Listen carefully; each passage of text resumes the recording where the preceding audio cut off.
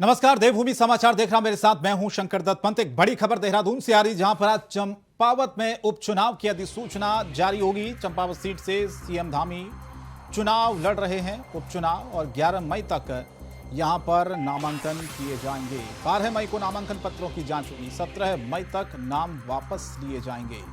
Champawat seat पर 31 मई को vote डाले जाएंगे और 3 जून को मतगणना होगी। तो बड़ी खबर इस वक्त चंपावत सीट से जीतना जरूरी है इस बार मुख्यमंत्री पुष्कर सिंह धामी को, क्योंकि खटीमा से वो हार चुके थे अपनी सीट से और इस बार चंपावत से चुनावी मैदान में। तो इसीलिए अब तैयारियां तेज है, चुनाव जीतना है।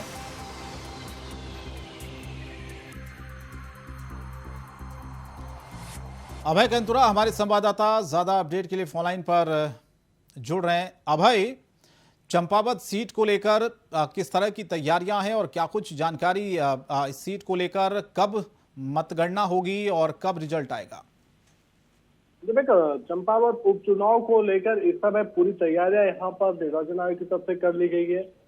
आज देर शाम तक चंपावत उपचुनाव की अधिसूचना यहाँ पर जारी कर दी जाएगी और अधिसूचना जारी होने के साथ ही जो निर्वाचन की जो प्रक्रिया है वो यहाँ पर शुरू हो जाएगी। चंपावत विधानसभा के लिए मुख्यमंत्री पुष्कर सिंह धामी को बीजेपी की तरफ से यहाँ पर उम्मीदवार बनाया गया है और उसको औपचारिक घोषणा होना यहाँ पर बाकी है, क्योंकि पार्टी के जो चंपावत से जो विधायक थे कैलाश गहतोड़ी, उन्होंने अपनी सीट मुख्यमंत्री के लिए छोड़ने का यहाँ पर ऐलान किया था। उन्होंने बाकायदा अपना इस्तीफा विधानसभा अध्यक्ष को यहाँ पर सौंप चुके हैं और पार्टी को अपना निमंत्रण दे चुके हैं कि चंपावत सीट से पार्टी अपना मुख्यमंत्री पर जो प्रदेश के जो मुख्यमंत्री हैं पुष्कर सिंह धामी, उनको चंपावत सीट से अपना उम्मीदवार बना सकते हैं।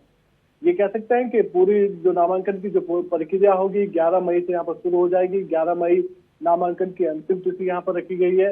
11 मई तक जो प्रत्याशी वो अपना नामांकन यहाँ पर कर सकते हैं। 12 मई को नामांकन पत्रों की यहाँ पर जांच की जाएगी।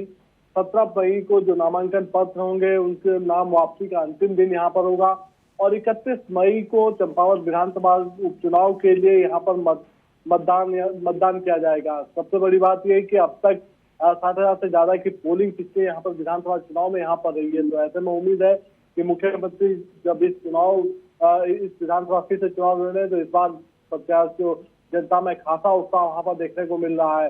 3 जून को मतगणना होगी और उसके बाद ये कह सकते हैं कि जो उम्मीद के मुताबिक है कि मुख्यमंत्री के दावेदारी जो होगी उसका निर्णय होगा वो यहाँ पर स्पष्ट हो जाएगा। लेकिन बीजेपी के साथ साथ जो दूसरे जो दल हैं वो भी चंपावत उपचुनाव के लिए अपनी तैयारी यहाँ पर पूरी तरह से कर चुके हैं। निर्वाचन आयोग की तरफ से सारी जिम्मेदारी यहाँ पर अधिकारियों को दे दी गई है।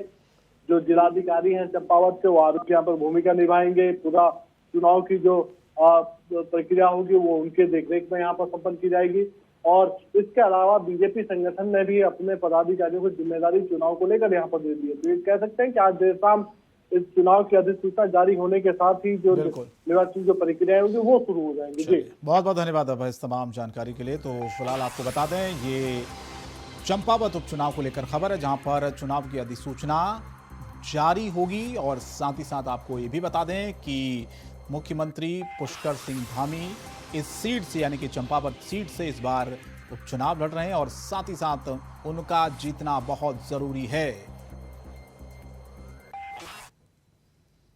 एक और बड़ी खबर देहरादून से, जहां पर उत्तराखंड कांग्रेस प्रदेश अध्यक्ष की यूपी के सीएम से एक मांग है। उनका कहना है कि परिसंपत्तियों के बंटवारे पर दरअसल ये बयान दिया और कहा कि बड़ा दिल दिखाएं मुख्यमंत्री योगी, परिसंपत्तियों का बंटवारा करें, क्योंकि उनका ही कहना है कि केंद्र और राज्य में डबल इंजन की सरकार है, इसीलिए परिसंपत्तियों के बंटवारे में देर क्यों हो रही है, परिसंपत्तियों का मामला अधर में क्यों लटका हुआ है, डबल इंजन की सरकार में भी ये मामला कब सुलझेगा, परिसंपत्तियों का मामला सुलझना चाहिए बहुत जल्द, ये मांग रखी है करण माहरा ने।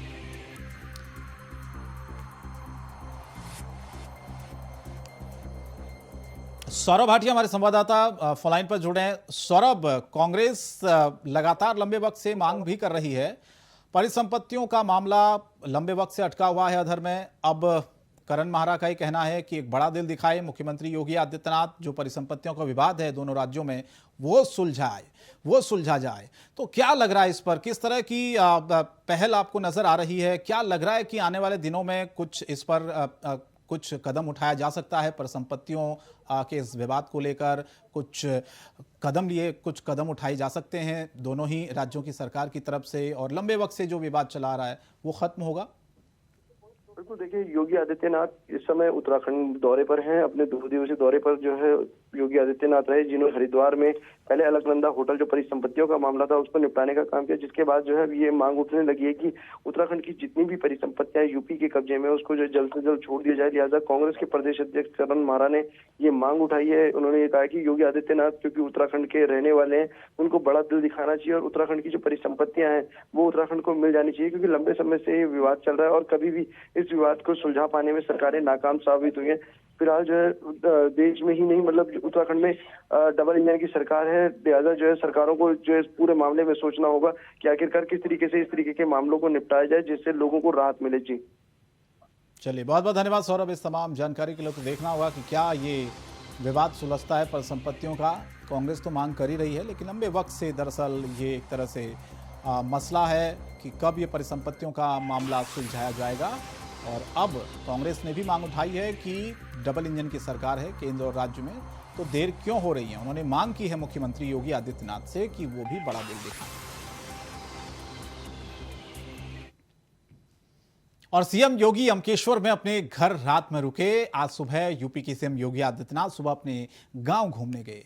इस दौरान सीएम योगी के परिजन भी उनके साथ थे। भ्रमण के दौरान कई लोगों ने सीएम योगी से मुलाकात की।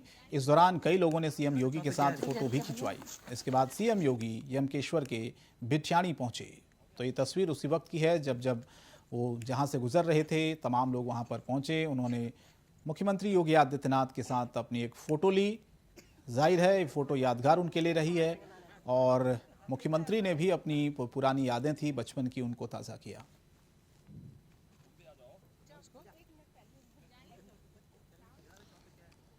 तो उत्तराखंड के दौरे पर हैं मुख्यमंत्री योगी आदित्यनाथ और वो अपने गांव पहुंचे, वहां पर वो रुके और उसके बाद भ्रमण किया गांव का, लोगों से मुलाकात की। ये तस्वीर आप देखिए, जब वो गांव का भ्रमण कर रहे थे तो तमाम लोग वहां पर आते गए, उनके साथ एक फ़ोटो खिंचवाना चाहते थे, क्योंकि एक जुड़ाव रहा है सभी लोगों का मुख्यमंत्री योगी आदित्यनाथ से बचपन से ही। और उनकी भी यादें दरअसल बचपन से इस गांव से बहुत सी यादें जुड़ी हुई हैं। तो पूरे परिवार के साथ वो गांव के भ्रमण पर निकले। सभी गांव के लोग जो उनसे मिलना चाहते थे, जो उन्हें देखना चाहते थे, कुछ बातें उनके साथ शेयर करना चाहते थे, सब लोग उनसे मिले। और मुख्यमंत्री ने भी बहुत सी ऐसी जो यादें बचपन की उनको ताज़ा किया होगा।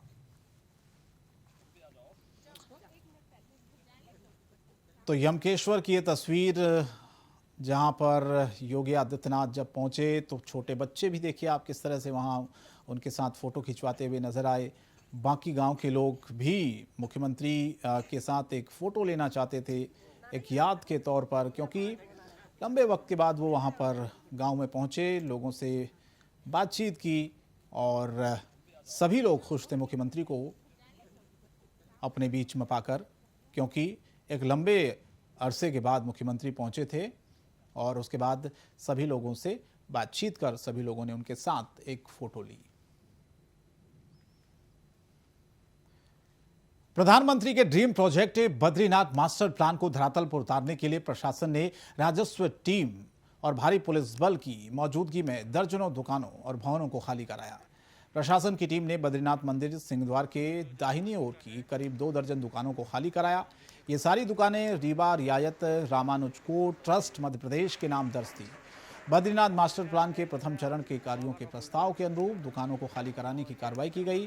दुकानों पर सालों से काबिज दुकानदारों को दुकान खाली कराने का समय दिया गया। जो लोग तय समय पर पहुंचे वो अपना सामान खुद समेट रहे थे, और जो दुकानदार नहीं पहुंच सके उनकी दुकानों का ताला तोड़कर वहां रखे सामान की फर्द तैयार कर सुरक्षित स्थानों पर रखा गया। पूरी कार्रवाई की वीडियोग्राफी भी कराई गई।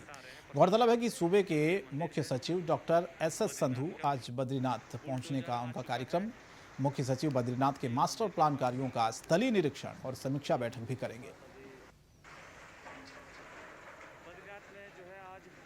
बुलडोजर चल चुका है और ये अतिक्रमण हटा रहे हैं प्रशासन। ये मंदिर है बद्रीनाथ। तो उत्तराखंड में चारधाम यात्रा चुका है को लेकर ये मंदिर ये तमाम जो तैयारियां हैं ये मंदिर के पास अभी लगातार की गई थी और भारी तादाद में पर्यटक भी वहां पर पहुंचने शुरू हुए हैं हटा रहे हैं प्रशासन। और इसीलिए वहां पर जितने भी कार्य हैं उनको जल्द से जल्द बुलडोजर आ चुका पूरा किया जा रहा है। और तो चारधाम यात्रा 3 मई से शुरू हो गई। यात्रा धर्मनगरी हरिद्वार से शुरू हुई। हरिद्वार को चारधाम यात्रा का प्रवेश द्वार कहा जाता है। भगवान शिव के धाम केदारनाथ जाने वाले भगवान विष्णु के धाम बद्रीनाथ धाम इसी धर्मनगरी हरिद्वार को, जहां से गंगा पहाड़ों से उतरकर सबसे पहले मैदानी क्षेत्रों में आती है।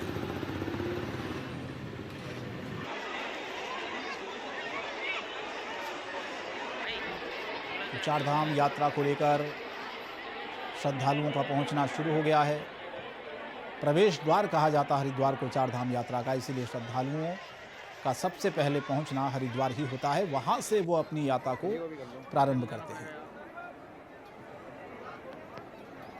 तो इस बार उत्साह जबरदस्त है क्योंकि 2 साल बाद यात्रा बहुत अच्छे और सुचारू रूप से शुरू हुई है। कोविड काल में यात्रा नहीं हो पाई और इसीलिए इस बार भारी तादाद में श्रद्धालुओं के पहुंचने की उम्मीद है।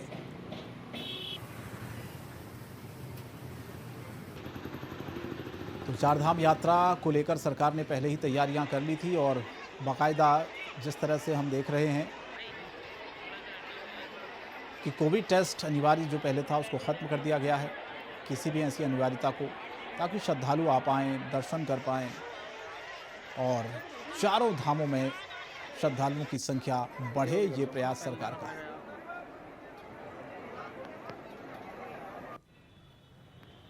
तो ये तस्वीर आप देखिए हरिद्वार की है, क्योंकि प्रवेश द्वार चारधाम का कहा जाता है हरिद्वार। यहीं से लोग श्रद्धालु पहुंचते हैं और फिर अपनी यात्रा को शुरू करते हैं।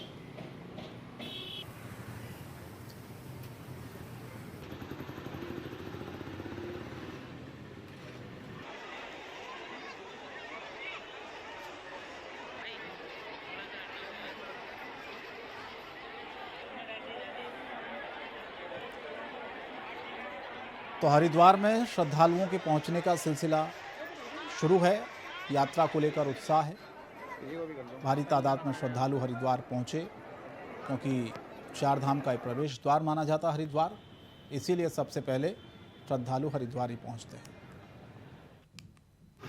आपके माध्यम से मैं सभी को ये संदेश देना चाहूँगी कि आप उत्तराखंड आइए, चारधाम की यात्रा कीजिए, पुण्य फल की प्राप्ति लीजिए। हरिद्वार से मोक्षदायिनी पतित पावनी माँ गंगा के स्नान के साथ इस यात्रा को शुरू कीजिए। माया देवी को हरिद्वार की अधिष्ठात्री देवी कहा जाता है। इसके बाद श्रीनगर में धारी देवी हैं जो कि उत्तराखंड की अधिष्ठात्री देवी हैं, उनके दर्शन किए जाते हैं। तत्पश्चात ये चारधाम की यात्रा है। साक्षात भगवान विष्णु विराजते हैं बद्रिका धाम में, भगवान केदार के धाम में साक्षात भगवान भोले रहते हैं। गंगा का उद्गम स्थान गंगोत्री को कहा जाता है और यमुनोत्री को माँ यमुना का उद्गम स्थान माना जाता है। जो बद्रिकाश्रम केदार खंड है, इसका मूल आरंभ ही हरिद्वार से या हरद्वार से होता है। वैसे इसका नाम मूल तो गंगा द्वार है, अर्थात जहां गंगा पर्वत से उतरने के बाद सर्वप्रथम आनंद से दर्शन होते हैं, वो द्वार यानी कि गंगा का द्वार। इसका नाम हरद्वार भी है। हर मतलब भगवान शिव। केदारनाथ यात्रियों के जाने के लिए भी हरिद्वार से ही होके जाना है और हरिद्वार यानी कि भगवान विष्णु के स्थान पर जाने के लिए भी हरिद्वार गंगा द्वार से ही जाना पड़ता है। सप्तपुरियों में से पहली चारधाम यात्रा की शुरुआत हो चुकी है। प्रशासन भी यात्रा व्यवस्था को बनाए रखने में जुटा हुआ है। 8 मई को बद्रीनाथ के कपाट खुल जाएंगे। प्रशासन इस बार बड़ी संख्या में यात्रियों के आने की संभावना जता रहा है, जिसको देखते हुए जाम से बचने के लिए जोशीमठ यातायात पुलिस ट्रैफिक प्लान बनाया, जिसके तहत जोशीमठ से बद्रीनाथ तथा जोशीमठ मुख्य बाजार आने वाला ट्रैफिक वन वे सिस्टम लागू किया गया। जोशीमठ से बद्रीनाथ तथा मुख्य बाजार जाने वाले वाहन नरसिंह मंदिर होते हुए जाएंगे, जिससे मुख्य बाजार में जाम की समस्या खत्म हो सकेगी। साथ ही यातायात पुलिस का यह कहना है कि श्रद्धालुओं को परेशानी से बचाने के लिए मुख्य बाजार में जाम की समस्या से निपटाने के लिए वन वे सिस्टम लागू किया गया है, जिसका सख्ती से पालन भी किया गया।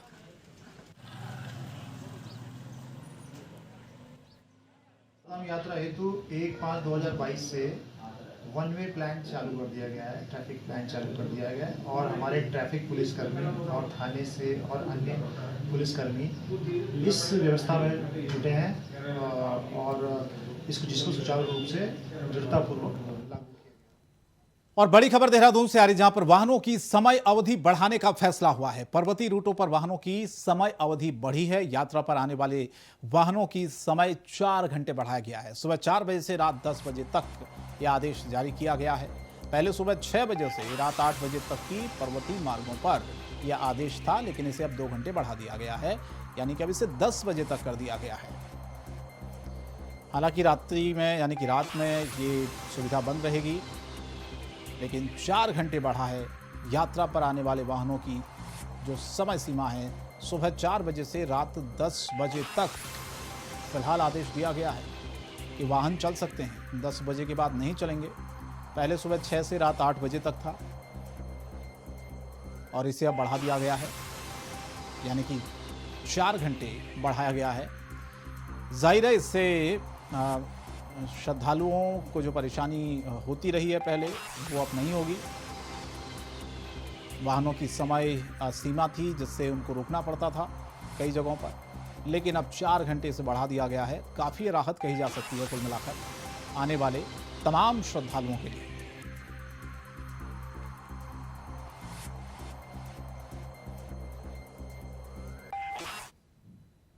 और एक बड़ी खबर बरकोट से आ रही है इस वक्त। यमुनोत्री धाम की यात्रा के पहले दिन 3 यात्रियों की मौत की खबर है। हृदय गति रुकने से 3 तीर्थ यात्रियों की मौत हुई है। 2 पुरुष हैं, एक महिला तीर्थ यात्री जिसकी मौत हुई है। यूपी, राजस्थान और मध्य प्रदेश के रहने वाले हैं तीनों यात्री जिनकी मौत हुई है।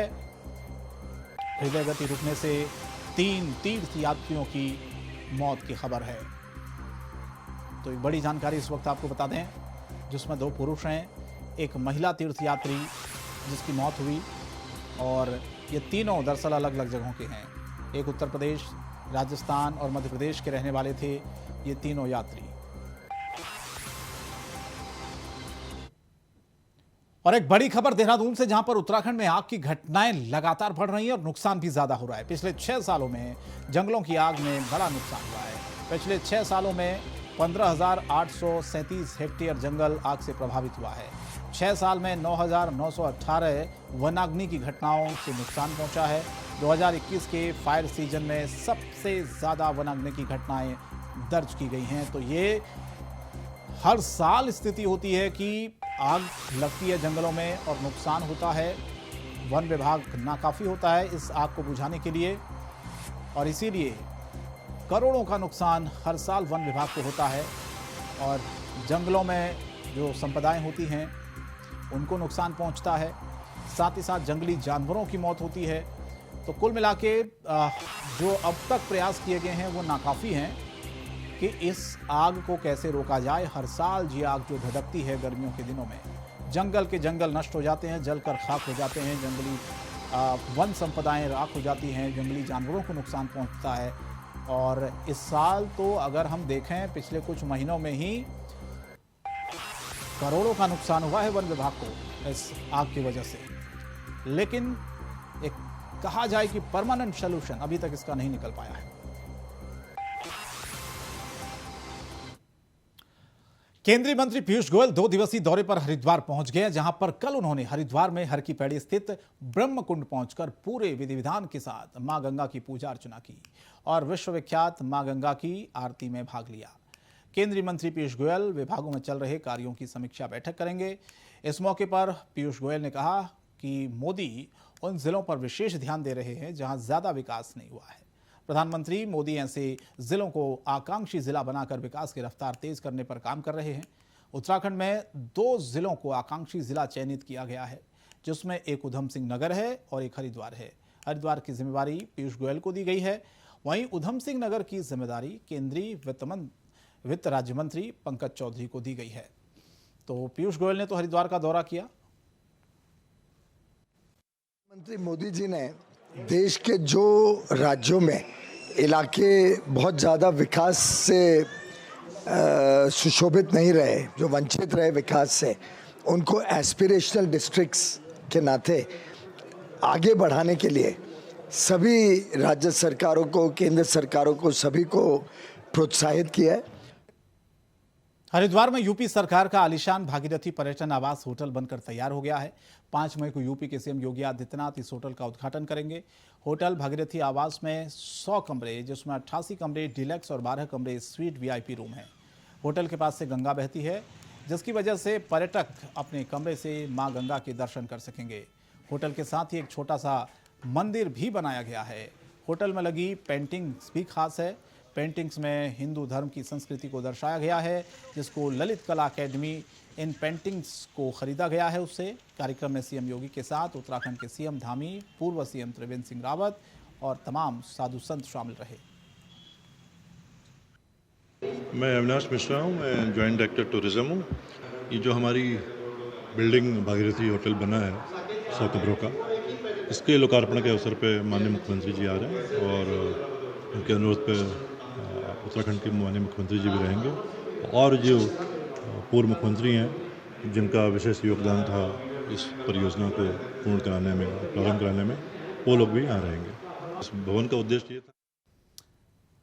और राज्य के कृषि मंत्री गणेश जोशी देहरादून के विल्स पिपलेश्वर महादेव मंदिर गए और भगवान पिपलेश्वर महादेव के दर्शन के बाद रामचरितमानस कथा को सुना। इस दौरान मंदिर में मौजूद श्रद्धालुओं ने मंदिर की सुविधा बढ़ाने की मांग की। कैबिनेट मंत्री ने कहा कि मंदिरों में देवताओं का वास होता है, सुबह शाम लोग यहां पूजा करने जरूर आते हैं। इसके अलावा आसपास के बड़े बुजुर्ग मंदिर परिसर में शाम के वक्त आपसी प्रेम मिलाप और एक दूसरे का हालचाल लेने के लिए भी आते हैं, इसीलिए सुविधाएं जरूरी हैं। और ग्रामीणों ने लालकुआं के कोतवाली का मेराव किया, शराब तस्करों के खिलाफ ज्ञापन सौंपा। आपको बता दें कि आक्रोशित ग्रामीण सीओ कार्यालय गए और घेराव किया। शराब तस्करों के खिलाफ कड़ी कार्रवाई की मांग की। दरअसल उत्तराखंड में शराब तस्करों के हौसले लगातार बुलंद होते जा रहे हैं। तस्कर अब धमकी देने के साथ ग्रामीणों पर हमला भी करने लगे हैं। इसी बीच में लालकुआं कोतवाली के अंतर्गत बेरी पड़ाव इलाके में शराब तस्करों को ग्रामीणों ने रोकने की कोशिश की, जिससे नाराज शराब तस्करों ने ग्रामीणों पर हमला कर दिया। हमले में 2 लोग घायल हुए। स्थानीय लोगों ने पुलिस आला अधिकारियों से मुलाकात की और 24 घंटे में शराब तस्करों के खिलाफ कार्रवाई करने का अल्टीमेटम दिया।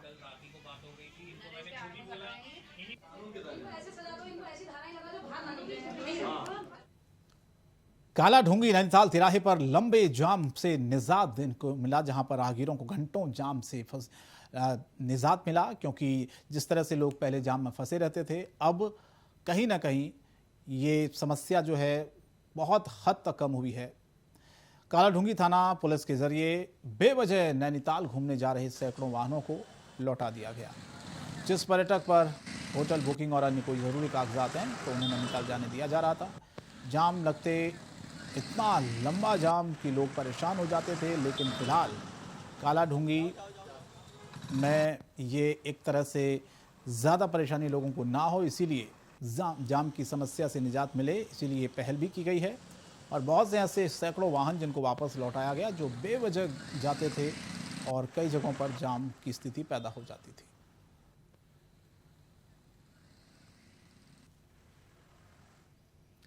और रुड़की सिंचाई विभाग की राजकीय सिंचाई उद्योगशाला जल्द ही अब नए लुक में नजर आएगी। इसके लिए विभागीय अधिकारियों ने कोशिश तेज कर दी है।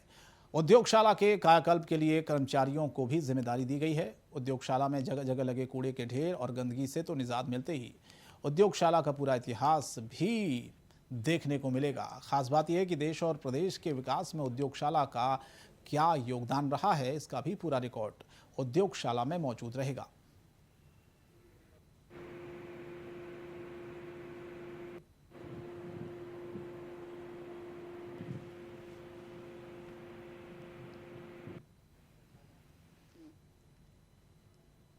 देवभूमि समाचार में इतना ही। इंडिया वॉइस पर खबरें जारी हैं। नमस्कार।